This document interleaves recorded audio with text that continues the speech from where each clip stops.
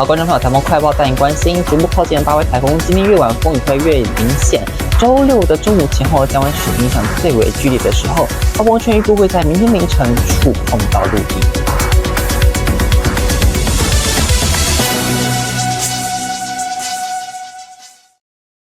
好，观众朋友，晚上11点钟，带您关心一下八位台风在明天的停班停课的最新消息，包含了全台湾本岛，除了台东地区，明天是停止上班上课。台东县的话，明天只有绿岛跟兰屿是停班停课的。那么离岛地区的连江跟澎湖，明天是停班停课。金门这边呢是上班，正常的上班上课。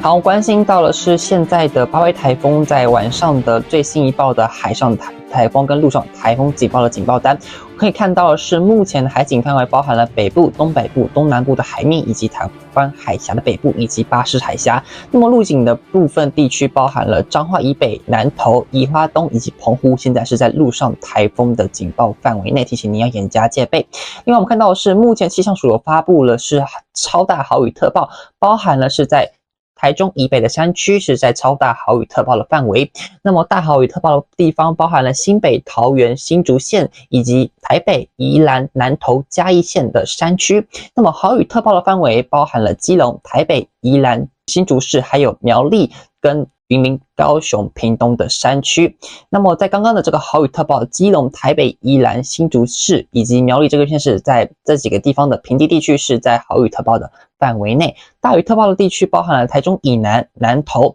以及花莲、台东的山区，还有离岛的连江县、马祖。明天呢，将会是影响最为剧烈的时候，包含了明天呢，在整天的看起来的预报来看的话呢，台北跟宜兰可能会有狂风暴雨的情况，中部地区会有强风豪雨，南部地区会有强大的风雨，那么在花东地区会有风雨的短间歇的风雨的情况发生。那么另外呢，还要告诉你的是，在这个风速的部分在这个看到现在有发布的是橙色灯号以及黄色灯号，目前可以看到的呢是在橙色灯号地区可能要注意的会有平均风9级以上，甚至到11级的强阵风。那么黄色灯号地区提醒你要特别注意，会有6到8级的强阵风。